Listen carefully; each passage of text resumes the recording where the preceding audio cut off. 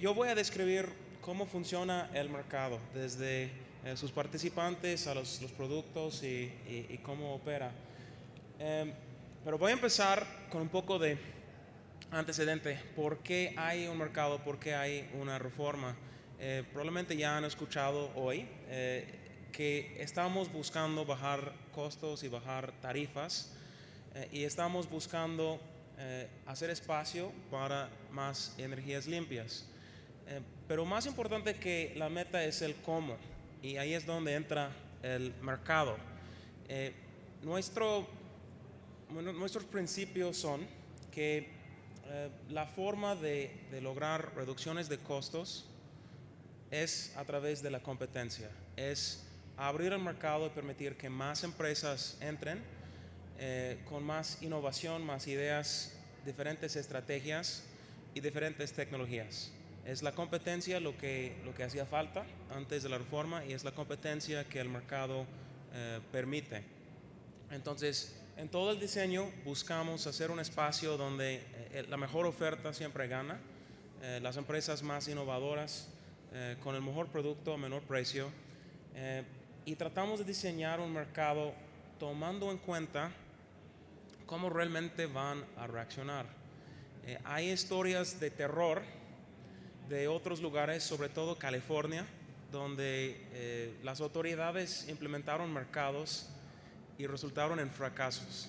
Resultaron en apagones, resultaron en sobrecostos de miles de millones de dólares y finalmente gobernadores que se quitaron para meter a Arnold Schwarzenegger antes de terminar su tiempo.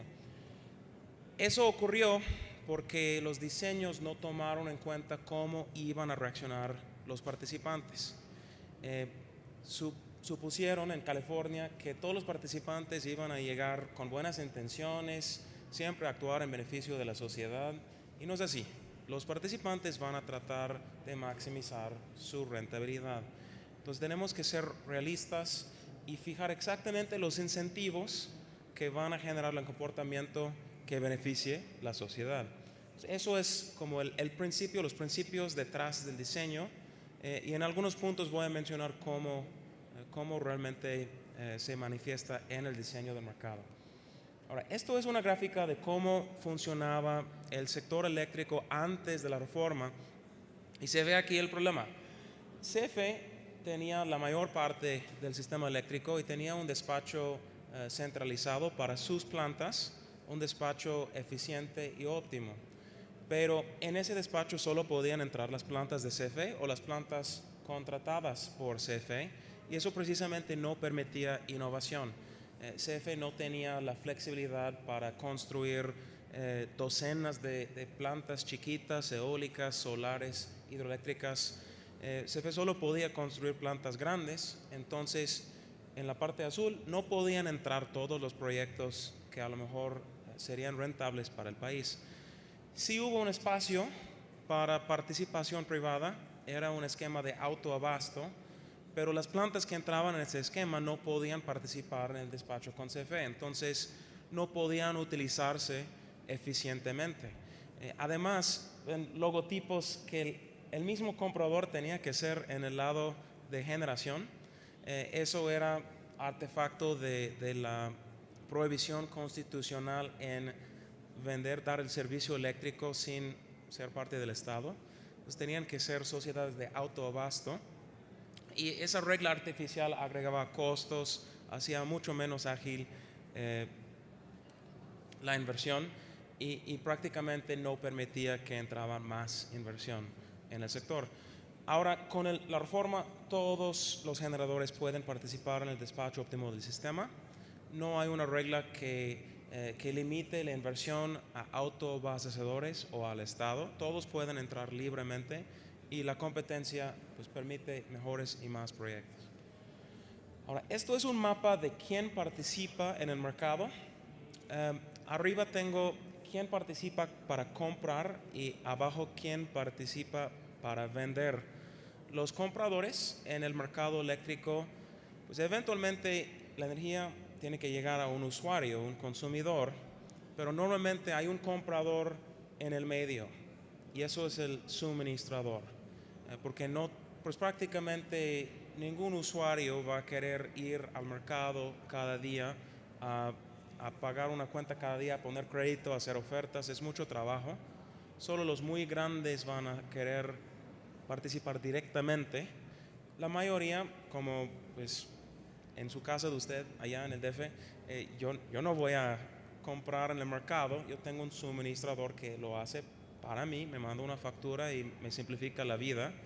Y lo mismo para la mayoría de los usuarios. Todos menos los más grandes van a tener un suministrador entre ellos y el mercado. Al lado de generación, eh, es, eh, es lo mismo, puede haber generadores que tienen un intermediario, pero ahí la mayoría no necesitan intermediario. La mayoría de los generadores son grandes. Los que sí necesitan intermediarios son, pues si yo pongo paneles solares en mi casa, yo voy a usar un suministrador para representarme. Pero los grandes van a representarse a sí mismos como generadores en el mercado. Ahí tienen los dos participantes principales del mercado, suministradores que compran el producto para poder entregar al usuario y generadores que venden al SENACE. Ahora, esto es un desglose de los productos que se venden en el mercado. Realmente son 4 mercados diferentes en la parte de arriba. El primero, el mercado principal es el mercado de corto plazo. Eso es el mercado vinculado con el despacho de cada día. No he mencionado todavía, el SENACE es quien opera ese mercado. Antes despachaban el sistema de forma óptima y calculaban precios, pero todo era interno. Ahora lo despachan con base en ofertas recibidas de los participantes. Eso es uno, el despacho de energía ligado con la compra-venta de energía en el mercado spot. Pero luego hay 3 más. Potencia es la capacidad instalada, ¿no? Certificados de energías limpias que tenemos para promover inversiones en energías limpias y finalmente derechos financieros de transmisión. Voy a presentar cada uno de esos en láminas más adelante. Y finalmente hay subastas, que no es un mercado en sí, sino un mecanismo para que todos los participantes acuerden precios por un largo plazo. Ya no está vinculado al despacho, es un contrato financiero y eso lo voy a discutir más adelante.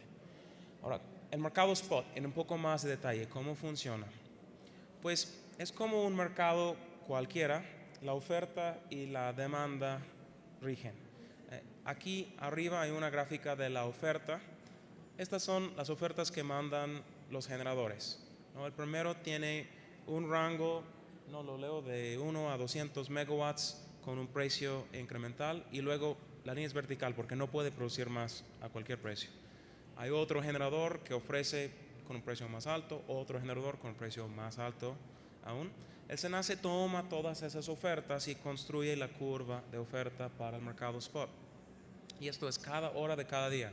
Hay una oferta diferente por cantidades y precios. La demanda, normalmente los suministradores no tienen control para reducir la cantidad de demanda. Entonces normalmente la demanda es una línea vertical, es una cantidad al precio que sea. Pero con el mercado ya se va a permitir que la demanda sí sea flexible, que ofrezca reducir su consumo cuando el precio es demasiado alto. Y eso produce un poco de elasticidad en la curva y da más flexibilidad al mercado. Finalmente el SENACE recibe las ofertas cada hora y el cruce es donde fijan el precio y dicen a qué generador quieren la energía. Ahora eso, como mencioné, ocurre en cada hora, realmente ocurre cada 5 minutos del día. Entonces el precio y el despacho varía a lo largo de un día. Esta es una semana, ¿no? Y se ve que pues en el día sube, en la noche baja, en el día, fin de semana ya no sube tan alto. El SENACE en cada hora, en cada 15 minutos, está despachando de más barato a más caro. Los colores aquí son diferentes tecnologías, pues el SENACE guarda las más caras para despachar al final, Y el resultado es el precio, que va subiendo y bajando en función de qué es el generador que está generando ese último megawatt. Ahora, hay otro componente muy importante, es que no hay un solo precio en todo el país. Si la red de transmisión tuviera una capacidad ilimitada, el SENACE podría elegir la planta más barata del momento sin importar dónde estaba. Pero la red no está ilimitada. Las capacidades se llegan a su límite y el SENACE tiene que cambiar su despacho, tiene que elegir plantas que no son las más baratas, pero que están ubicadas donde la energía tiene que llegar. En este mapa, los cuadros rondeados son zonas donde hay demanda y el color rojo indica donde hay un precio más alto porque están requiriendo plantas más caras. Los rectángulos representan líneas y se ve aquí qué está pasando.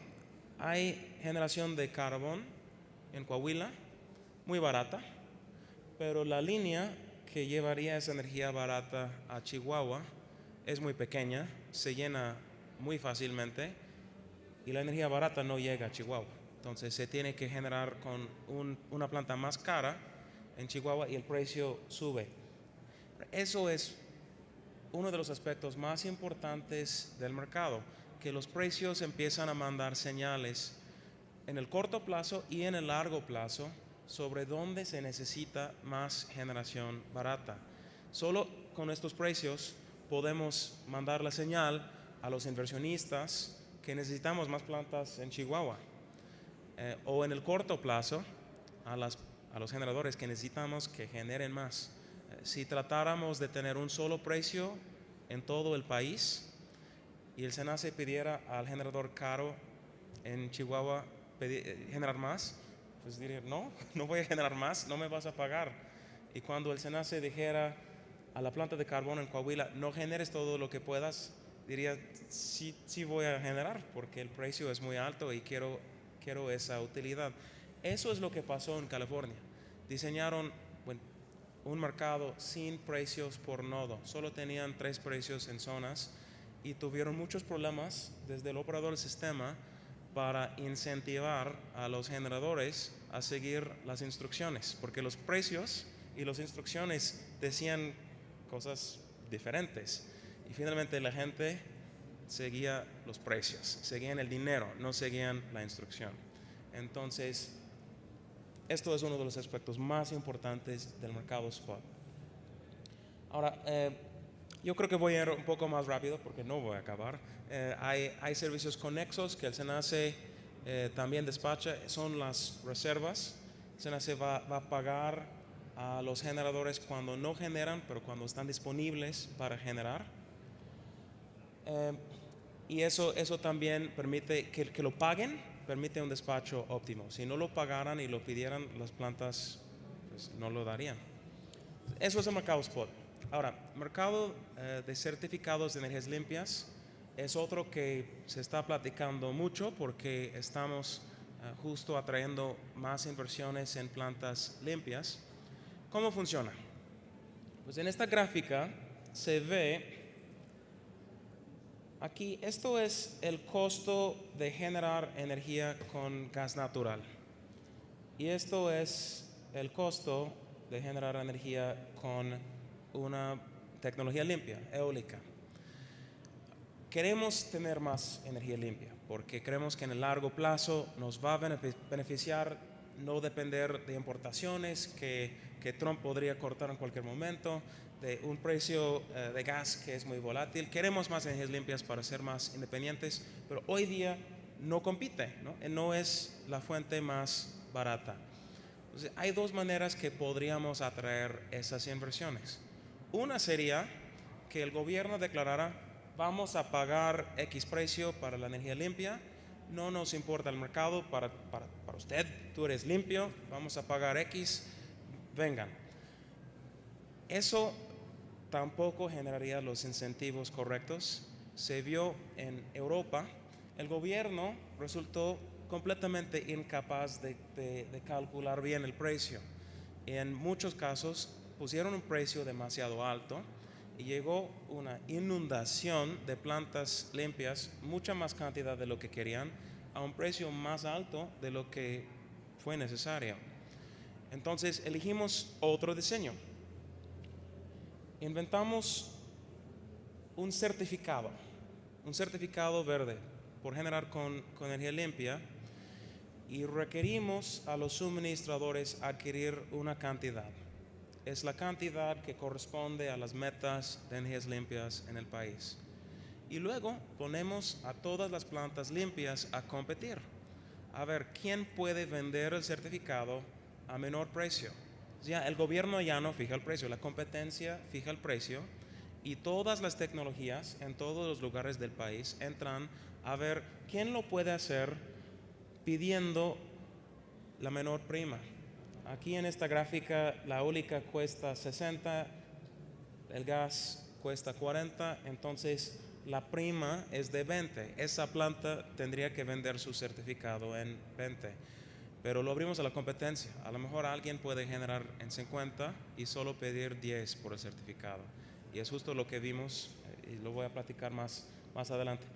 Ahora, otra cosa importante de los certificados es que no solo nos permite agarrar la planta más barata, nos permite agarrar la planta que requiere menos subsidio. Okay. El subsidio o el extra es la diferencia entre lo que cuesta y lo que vale. Y no vale lo mismo dependiendo de dónde está o de cuándo genera. Este mapa ya es de hace un año. Cuando hicimos pronósticos vimos que no hubo gas para llegar a la península de Yucatán. Hubo mucho gas muy barato en el norte. Entonces la energía en pronósticos a 15 años iba a ser mucho más valiosa en Yucatán. Entonces, ¿qué significa? Si hay dos plantas con el mismo costo, pero una está en Yucatán y otra está en Chihuahua, pues el de Yucatán realmente está tomando menos subsidio porque está entregando un producto más valioso. Al separar el certificado nos permite distinguir no solo el costo más barato, sino el extra, el más bajo. Y esto se grafica aquí, que en dos zonas, Hermosillo y Mérida, aunque un proyecto en Mérida tenga un costo más alto, necesita menos subsidio que un proyecto en Hermosillo con un costo más bajo, porque aquí es el valor de la energía. La energía no vale mucho en el norte y vale mucho en Yucatán. Pues bueno, estas son las cantidades de los certificados. Y finalmente ya estamos viendo resultados en las subastas que voy a mencionar más adelante. El último producto muy importante que voy a mencionar un poco es la potencia. Ahora, un poco como vimos en el caso de energías limpias, la pura venta de energía a lo mejor no cubre los costos de una inversión. Y lo mismo es cierto para una planta firme. Las plantas de gas tienen que vender a su costo marginal. Y no, pues eso significa que no están haciendo utilidades a menos que haya otra planta más cara que esa planta fijando el precio, ¿no? Si mi planta cuesta 40 y mi planta es la última en despacharse, vendo en 40 y no tengo ninguna utilidad. Solo cuando hay una planta más cara tengo una utilidad. Eso significa que para las últimas plantas en el orden de despacho, los piqueros nunca tienen rentas. Y eso es lo que tenemos en la gráfica.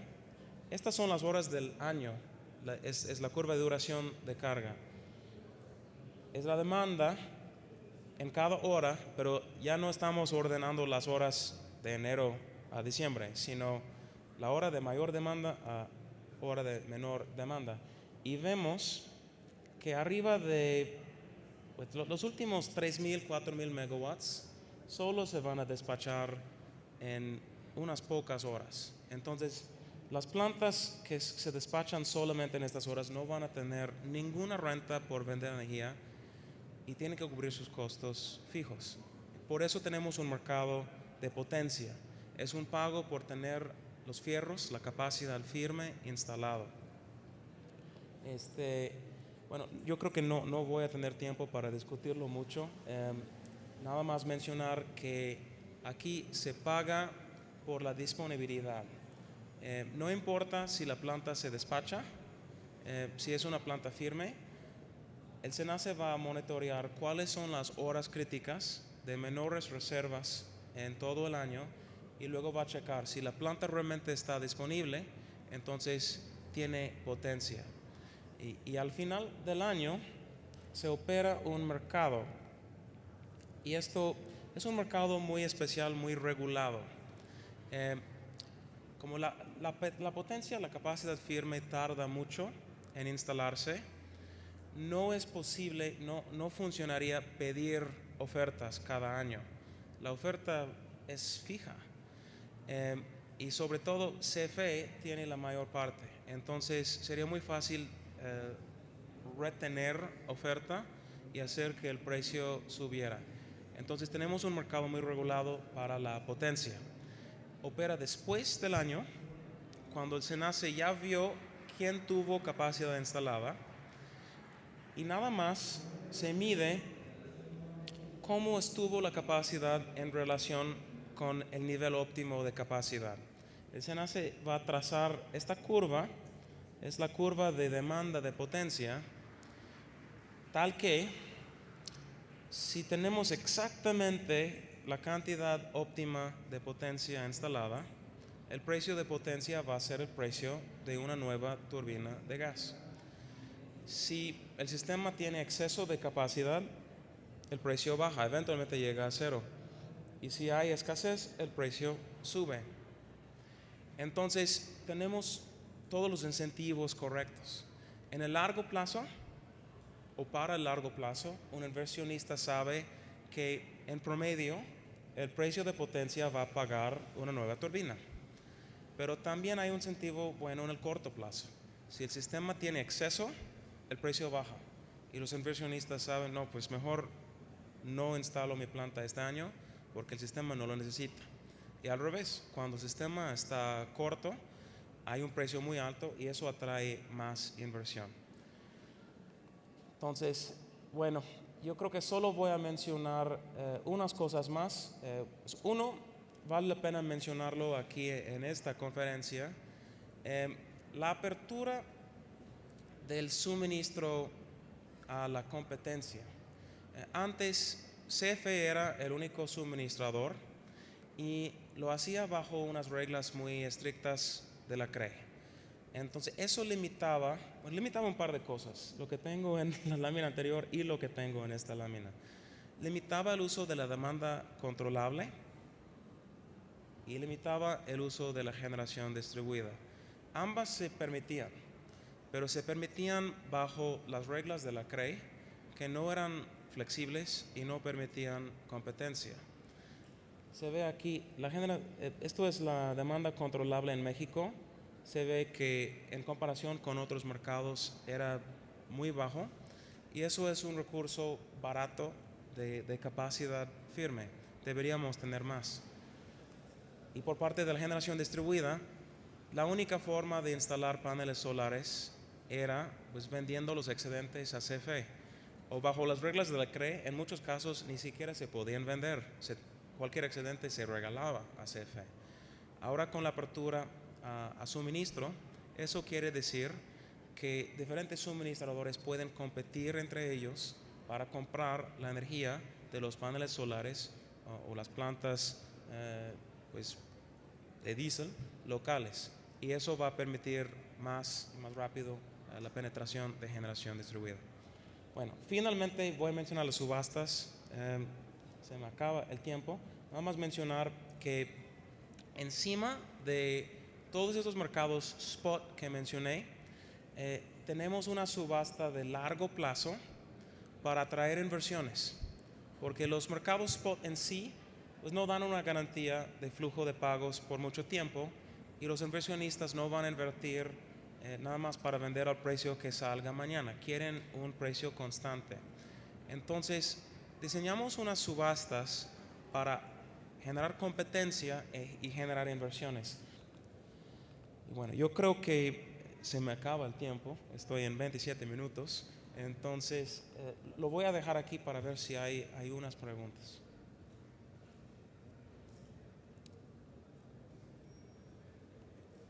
¿No? O si no, sigo hablando. No, nada. Bueno, nada más mencionaré, hay un otro elemento del mercado, creo que esto ya murió, ya no quiere que hable. No. Bueno.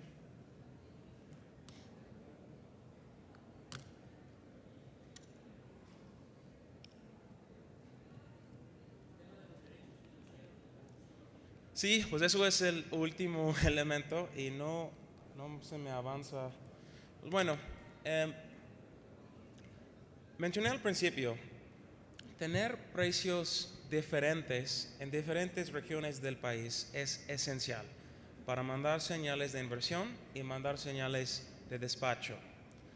Pero genera un problema para los participantes de mercado.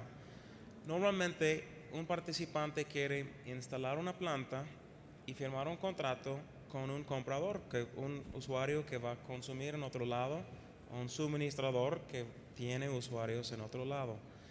Al momento de tener precios diferentes en diferentes lugares, eso se vuelve muy riesgoso, porque el contrato tiene que designar dónde se entrega el producto. Es como cualquier producto, ¿me lo entregas en la fábrica o me lo entregas en la tienda? Y aquí el precio es muy diferente en la fábrica de megawatts que en la tienda de megawatts donde se consume. Ahora, en otros mercados, hace 20 años, se resolvió el problema con derechos firmes de transmisión. El derecho del generador a entregar aquí y retirar acá sin importar qué pasaba con el sistema. Y eso sí resolvía el problema del generador, pero causaba una ineficiencia muy importante para el operador, porque a lo mejor el teniente del derecho a inyectar energía acá no era el generador más barato, pero si él tenía el derecho, él era quien se despachaba. Eso es un poco lo que pasa con el autoabasto. Ellos tienen derechos a inyectar acá y portear la energía a su consumidor, aunque no sean los más baratos, y el SENACE no puede optimizar su despacho.